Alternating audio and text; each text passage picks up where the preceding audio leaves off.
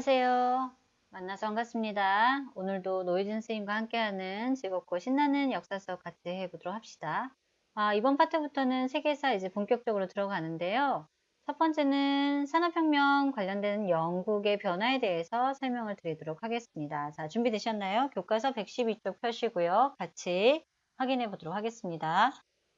수업 시간에도 설명을 드렸지만요. 한 번 더 기억을 좀 되살려 봅시다. 영국에서 일어난 변화가 주로 지금 교과서에서 다뤄지고 있는데요. 특히 영국에서는 16세기, 17세기 전반에 걸쳐서 부유한 지주층과 자영농민층, 이들을 다른 말로 뭐라고도 한다고 했었죠? 네, 기억하시나요? 젠틀이라고 부르기도 한다라고 했습니다. 지금의 젠틀맨의 기원이 됐던 말이 되기도 합니다. 이들은 도시의 상공 시민계층과 함께 새로운 사회 세력이 되었고요. 특히 의회에 진출해서 의석의 다수를 차지했는데 이들 중에서는 특히 영국의 신교인 칼뱅이 만든 청교도를 따르는 사람들이 많았습니다. 영국은 원래 영국 국교회라는 국가에서 만든 종교가 있지만 칼뱅이 만든 이 청교도는 청렴 결백한 초기의 기독교로 돌아가자라는 운동을 따르던 사람들이 주로 믿던 그런 종교가 되겠습니다. 자, 이런 상황 속에서 결국에는 이번 파트에서 하는 얘기는 뭐냐면 새롭게 이렇게 성장한 도시 상공 시민계층과 함께 새로운 사회 세력이 된 이들이 기존의 권력 구조와 부딪혀서 자신들의 그러한 권리를 찾아가는 모습을 우리 교과서에서 담고 있습니다. 아래로 좀 내려가 볼까요? 가장 크게 충돌했었던 사건에 대해서 교과서에서 등장해 놨는데 17세기 초에 스튜어트라는 이름을 쓰는 가문이 왕조를 세운 뒤에 제임스 1세와 찰스 1세에 걸쳐서 굉장한 전제 정치를 진행을 합니다. 전제 정치란 황제, 왕이 다스리는 정치 시스템을 얘기를 합니다. 앞에 보시면 왕권 신수설이라고 적혀 있는데요. 얘는 하늘에서부터 왕이 되는 것을, 이 권력을 부여받았다라는 그런 뜻이 되겠습니다. 이런 왕들은 의회를 무시하고 함부로 세금을 거뒀고요. 청교도를 탄압하고 굉장히 괴롭혔다고 합니다. 이에 의회는 의회의 승인 없이 세금을 마음대로 부과할 수 없도록 하는 권리 청원을 제출하게 되는데요. 여러분들 주목해 주시기 바랍니다.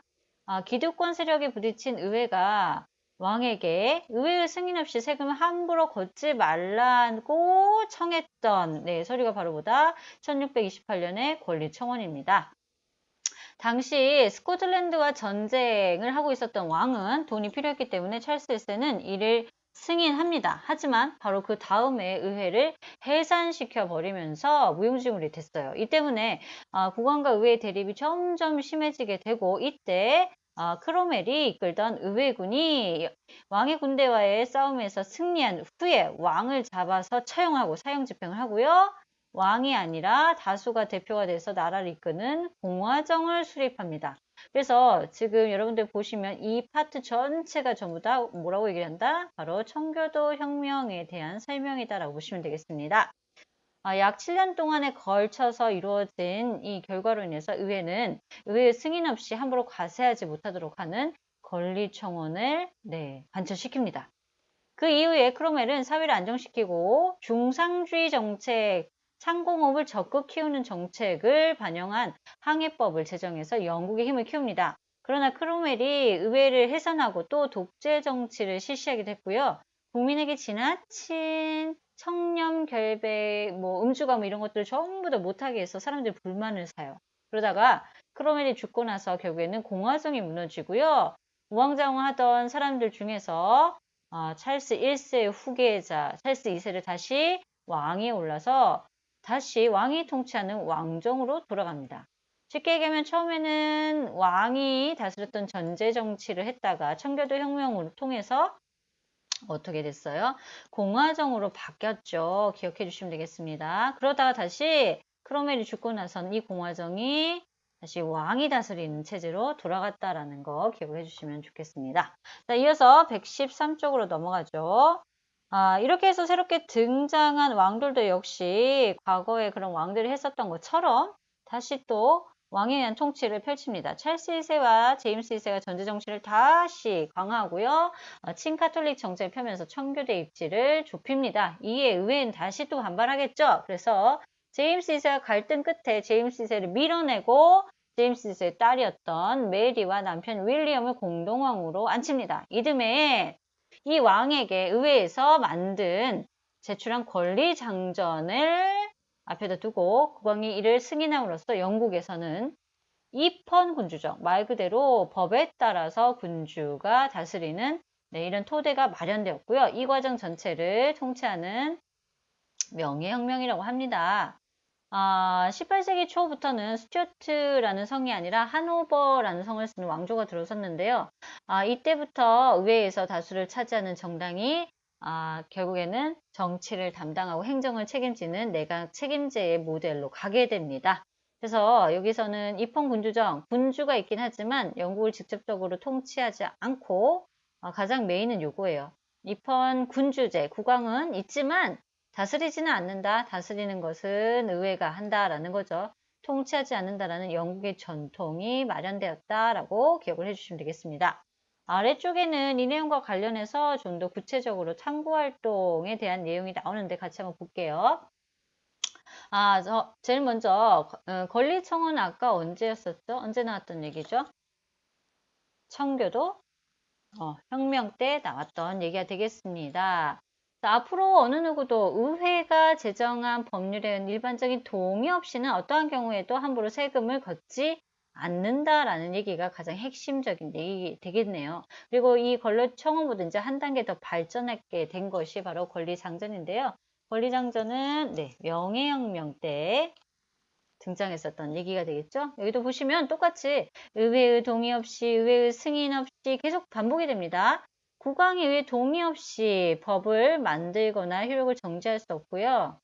그 다음에 승인 없이 세금을 징수할 수도 없습니다. 결국에는 의회를 거쳐야지 법이 효력을 가지고 세금을 징수할 수 있습니다. 그래서 이를 나타내는 것을 가지고 이제 굳이 말로 좀 정리를 하자면 법의 집행을 정지하는 것은 위법이다. 의회의 동의를 받아야 된다. 이것은 입법권이라고 정리를 할 수 있겠네요. 그 다음에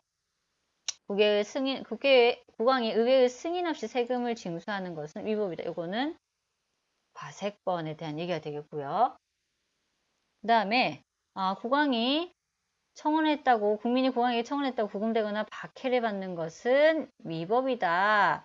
국민이 국왕에게 쉽게 청원을 할 수도 있다라는 얘기가 되겠고요. 의원 선거는 자유롭고 그 어떤 간섭도 받지 않는 의원 선거의 자유권을 얘기를 하고 있고요. 그 다음에 9번은 의회 내에서 토론하고 논의하는 것에 대해서 꼬투리 잡지 않는다. 고발당하거나 신문당하지 않는다라는 면책권에 대한 얘기를 하고 있습니다.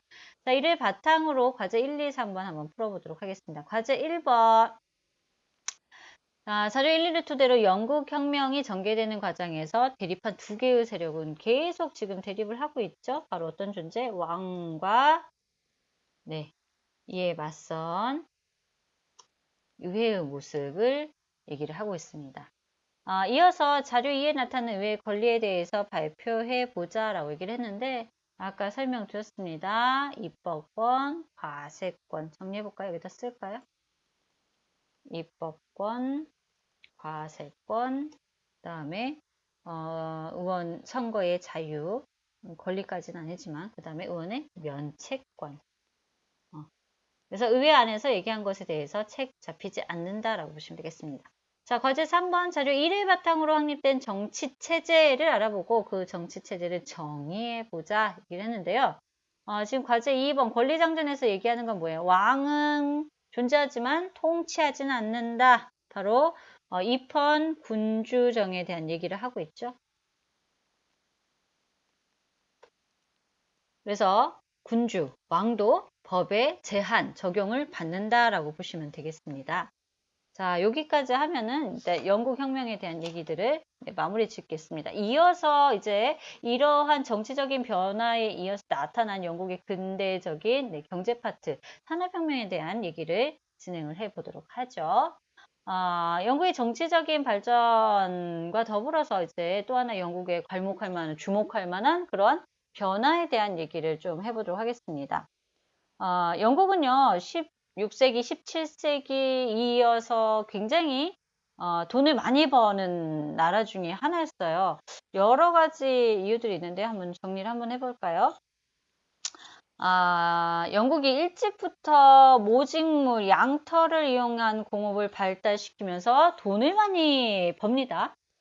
그리고 유럽 다른 나라들과의 싸움에서 식민지 쟁탈전에서 승리해서 세계의 식민지도 많았고요. 바닷길을 장악하고 있습니다. 그래서 굉장히 큰 돈을 벌어들이는 것과 더불어서 이러한 식민지가 원료 공급지로서도 역할을 하고요. 그 다음에 물건을 판매하는 시장으로서의 역할을 하게 되면서 말 그대로 정말 잘 나가는 국가였습니다. 그리고 여기 보시면 아시겠지만 양털을 사용해서 만드는 모직물 공업이 발달할 때 양을 키우느라 자 왼쪽에 혹시 보이시나요? 양을 키우느라 땅들을 합치고요. 여기에서 농작물을 키웠던 농부들을 쫓아냅니다. 그리고 거기에 양들을 풀어요. 그러면서 토지, 인클로저 운동이라고 얘기를 하는데요. 이게 조금 네, 독특한 단어로 표시가 되어 있죠. 그죠? 그래서 기억 좀 해주시면 되겠습니다. 인클로저 운동은 울타리치기, 그러니까 양들이 넘어가지 못하도록 울타리치기라는 뜻인데요. 이런 인클로저 운동으로 양에게 땅을 빼앗긴 농민들이 도시로 이동해서 일자리를 찾아서 노동자로 생활을 하게 됩니다. 그러면서 반면에 공장이 있었던 지역은 도시들은 산업활동에 필요한 노동력을 굉장히 쉽게 얻을 수 있었고요. 또 때마침 이 기계를 돌리는 데 사용되는 주로 이제 사용됐던 원료였던 석탄과 철 등의 지하자원도 영국에서 풍부하게 얻을 수 있게 되면서 영국이 이러한 모든 조건들이 잘 맞아떨어져서 산업혁명이 발달할 수밖에 없었다라는 얘기를 하고 있습니다. 거기에다가 좀 전에 보셨다시피 시민혁명을 거친 이후에 정치와 사회도 안정되고 경제활동의 자유도 보장받고 있었던 게 바로 영국이다라고 기억을 해주시면 되겠습니다. 마지막 줄 여기도 밑줄 같이 한번 그어주시고요. 자, 이러한 여러 가지의 조건들이 맞아떨어지게 되면서 영국 안에서는 어마어마한 변화가 일어나게 됩니다. 특히 이 변화의 가장 핵심 모델이었던 것이 아래쪽에 보시면은 왼쪽에 손으로 집에서 직접 물레를 이용해서 실을 뽑고 이걸 가지고 또다시 천을 짜던 사람들과 이것이 공장에서 기계를 이용해서 대량 생산하는 모습으로 바뀌게 됩니다. 그래서 산업혁명이란 무엇이냐라는 얘기를 할 때 가장 많이 나오는 얘기 중에 하나가 가장 큰 변화가 바로 지금 여러분들 보시다시피 집에서 가내, 수공업, 손으로 하던 공업이 공장에서 기계를 사용하는 공업으로 바뀐 것이 바로 산업혁명이다. 그래서 우리 114쪽 제일 위쪽에 올라가 보면은요.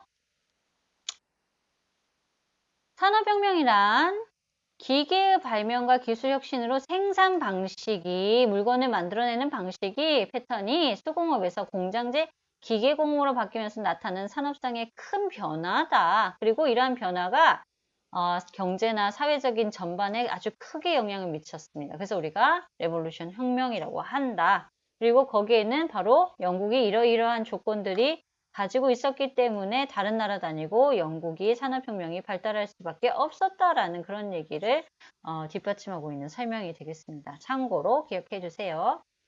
자, 그러면 영국의 산업혁명의 과정 그리고 어떻게 성장하고 주변 국가에 어떻게 영향을 미쳤는지 한번 보도록 하겠습니다. 산업혁명의 그 시작은요, 바로 이 면직물 공업에서 시작이 됩니다. 앞에서 잠깐 설명을 드렸는데 원래 이제 유럽 사람들은 털을 양의 털에서부터 실을 얻었습니다. 그래서 이를 모직물이라고 하는데 이게 패턴이 바뀐 거예요. 식민지를 개척하고 이제 다른 지역과 교류를 하다 보면서 훨씬 더 따뜻하고 관리하기 쉬운 면으로 된 옷을 알게 되면서 영국에서도 이제 면으로 된 옷을 만들어서 해외에 수출하는 그런 모습을 가지게 되는 거예요. 근데 이 면은 영국보다는 영국의 식민지였던 인도에서 재배가 잘 됐거든요. 그래서 앞서 설명드렸다시피 식민지인 인도가 원료를 공급하는 곳과 더불어서 영국에서 생산한 면직물을 소비하는 시장으로서의 역할을 하게 됩니다. 자, 그리고 영국의 산업혁명은 이 면직물 생산량을 증가시키기 위한 노력에서부터 바로 산업혁명들이 전부 다 이루어지게 된다고 보시면 되겠습니다. 산업혁명은 면직물 공업에서 시작이 됩니다. 18세기에 1700년대 면직물에 대한 수요가 크게 늘면서 실생산량을 늘리려고 방적기를 잇따라 발명했고요.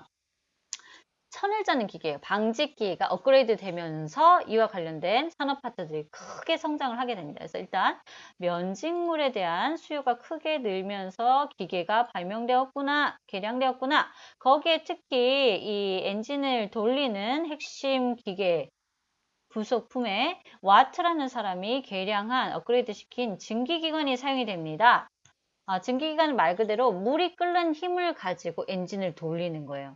물을 빠르고 세게 수증기가 나오게 끓이게 돼서 그 힘으로 기계를 돌리는데 이것이 면방직 기계의 동력으로 사용되면서 면직물 생산이 크게 늘어나면서 바로 이 공장제 기계공업이 발달합니다. 그리고 기계가 널리 이용됨과 더불어서 그와 연관된 산업들, 기계공업, 제철공업, 석탄산업도 급속하게 발전합니다. 공장제 기계공업의 발달로 대량 생산이 이루어지면서 많은 양의 원료와 상품, 철과 석탄 등을 빠르게 운반할 필요가 생겼어요. 이에 따라서 철도, 증기선과 같은 교통수단도 발달합니다. 자, 그래서 지금 오른쪽 상단에 보시면 이 철도망 보이시나요? 불과 1840년에서 1880년, 40년 만에 거미줄처럼 기찻길이 엄청나게 확산되었음을 알 수 있습니다. 이 밖에도요, 교통, 통신의 유선 전신과 전화도 발명되기도 합니다. 그러면서 시장이 확대되고 세계 무역량이 크게 늘어서 산업 패턴 자체가 농업사회에서 이제 공업사회, 산업사회로 바뀌게 됩니다. 영국에서 시작된 산업혁명은 19세기 중반, 1800년대 중반을 기점으로 지금 보시다시피 영국이 아닌 유럽까지도 영향을 미치고 변화시키더라. 자, 그 다음 요 사진은 당시에 주로 이용했던 증기기관으로 가는 배인데요. 증기기관이 동력으로 사용되면서 석탄을 떼어서 지금 굴뚝에서 연기가 나는 거예요. 이 당시 이제 칙칙폭폭하는 기차도 굴뚝이 있었고요. 증기선이라고 하죠. 배에 선자를 써서. 그래서 증기기관을 사용한 배도 역시 굴뚝이 있는 모습을 보실 수 있겠습니다. 자, 아래쪽에 도움글로 가볼까요?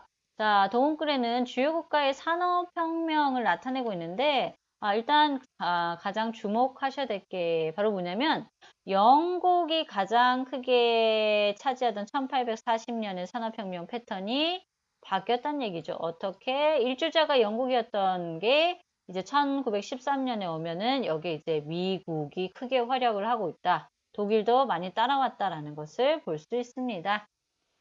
영국이 이렇게 빠르게 성장하면서 자국이 가졌던 이런 기술력들이 유출될까 두려운 나머지 세계 공장이라 불렸던 영국은 기계 수출을 금지하기까지도 했어요. 그러다 1825년부터 유럽 각국으로 영국의 기계가 수출이 되면서 산업혁명이 이제 유럽에서도 확산되는 거죠. 그러다 20세기 초에는 미국과 독일도 굉장히 빠르게 성장했다라는 것을 기억해 주세요. 자, 이와 관련돼서 이제 그 다음 페이지 116쪽부터는 산업혁명에 따른 사회 변화입니다.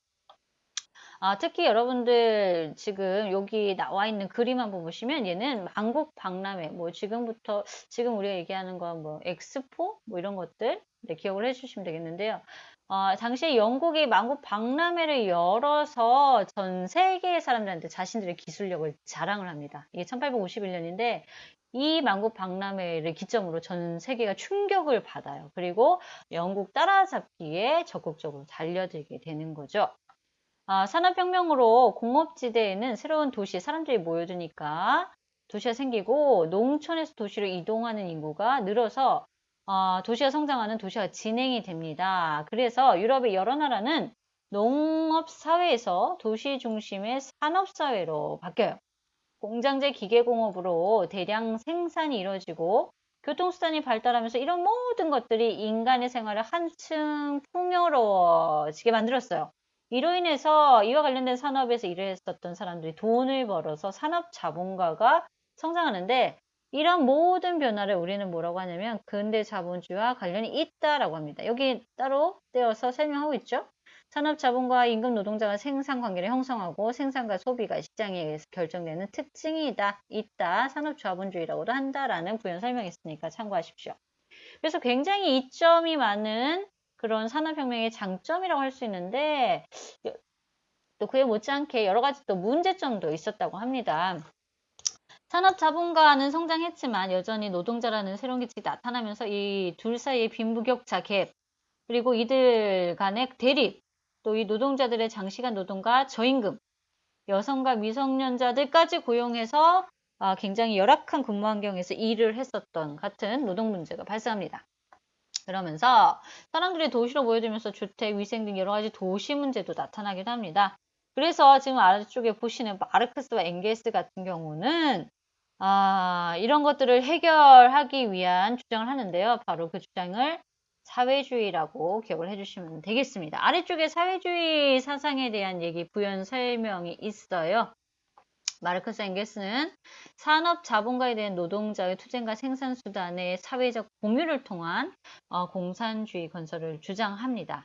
그래서 한때 러시아라든가 뭐 공산주의 국가들에게 어마어마한 영향을 끼쳤던 게 바로 이 사회주의 사상이다라는 것을 참고해 주시면 되겠습니다.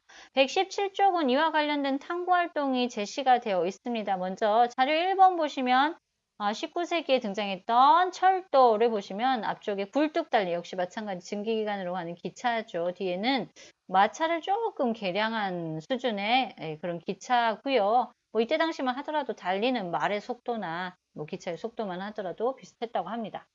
자료 2번은 그 당시 이제 공장지대 도시 주택가의 모습인데 일단 흑백 사진을 보시면 아시겠지만 굉장히 어둡고 습하고 지금 빨래가 지금 계속 걸려 있거든요. 많은 사람들이 갑자기 도시로 이동하면서 도시 주택 부족, 위생 사정이 좋지 않았었던 때고요. 지금 믿기지 않겠지만 아래쪽에 그림은요. 공장의 주인이 어린 아이를 때리면서 일을 시키는 아동 학대의 모습입니다. 이와 관련돼서 미성년 아동의 노동에 하는 연구기구가 조사를 한 보고서가 아래쪽에 자료 3번에 있는데요. 온 가족이 돈을 벌기 위해서 아이들까지 공장에서 일을 해요. 아이들의 나이가 뭐 9살, 10살, 굉장히 어린 7살짜리도 있었다고 합니다. 새벽 3시에 출근해서 밤 10시 반까지 24시간 중에서 거의 한 20시간 이상을 일을 했고요. 지각하면 임금의 4분의 1이 깎이고요.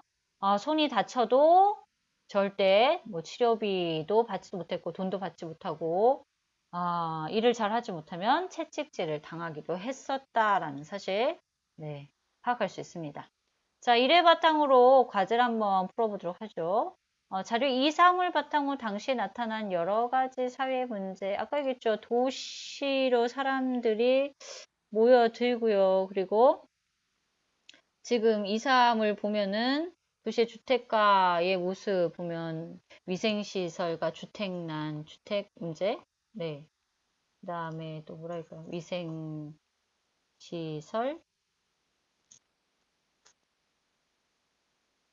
위생사정, 위생시설 문제, 위생 문제, 뭐, 이렇게 보실 수가 있고요. 그 다음에, 굉장히 오랜 기간, 장시간 노동을 했었던 거고요. 또, 그 다음에 미성년자, 미성년자 노동, 낮은 임금 등의 문제를 파악할 수 있습니다. 자료 1에서 3을 통해 산업혁명의 결과를 긍정적인 면과 물질적인 면으로 나눠보자 라고 했습니다. 한번 나눠봅시다. 어떻게 구분을 지을 수 있을까요? 장점 하면 되겠죠. 장점. 장점. 물질의 풍요. 그죠? 물질적 풍요죠. 거기다가 교통, 통신, 통신의 발달. 물건의 대량 생산. 뭐 이런 것들이 되겠네요. 그쵸? 그러면 반대로 단점? 단점. 여기다 쓸까요? 지워지네요. 밑에다 쓸게요. 다시. 단점은 과제 1번의 내용하고 비슷하게 나올 것 같은데, 그쵸? 노동 문제. 도시화로 인한 주택, 도시화로 인한 주택 및 위생 문제로 정리를 할 수가 있겠습니다. 자, 아래쪽에 학습 내용 확인하기. 맞으면 O, 틀리면 X 하세요. 영국에서는 청교도 혁명으로 내각 책임제가 아니라 청교도 혁명이니까 이때는 뭐예요? 크로멜이니까 공화정이죠. 산업혁명은 18세기부터 영국에서 시작되어서 전 세계로 확산이 되었고요. 산업혁명 유럽 사회는 농업사회에서 산업사회로 바뀌었고, 마르크스와 엥겔스가 얘기했던 게 뭔가요? 마르크스 엥겔스는 산업자본가에 대한 노동자의 투쟁과 생산 수단을 사회적으로 공유해야 한다라고 얘기를 합니다. 소비를 공동으로 어떻게 하죠? 그죠? 네, 틀렸습니다. 자, 빈칸에 알맞은 말을 쓰세요. 영국에서는 명예혁명으로 뭐라고 했습니까? 왕도 법의 제한을 받는 입헌 군주정 혹은 군주제. 공장제 기계공업이 급속하게 발달하면서 근대 뭐라고 해야 될까요? 아까 따로 이런 설명이 있습니다까지 봤죠? 근대 자본주의가 만들어졌다. 자, 다음 중 서로 관련이 있는 것을 바르게 연결해 보세요. 지금 자세하게 나오진 않았는데요. 교과서에 115쪽에 옆에 나왔던 도움글에 보시면은 참고사항에서 나와 있습니다. 독일은 국가 주도로 성장을 빠르게 했었고요. 독일도 철광석하고 석탄이 많이 나요. 그래서 기계 화학 공업이 성장하고요. 미국은 워낙에 땅덩어리가 넓죠. 그래서 어마어마한 큰 시장을 바탕으로 빠르게 성장을 했었다라고 보시면 되겠습니다. 자, 영국과 관련한 변화는 여기까지입니다. 수고하셨습니다.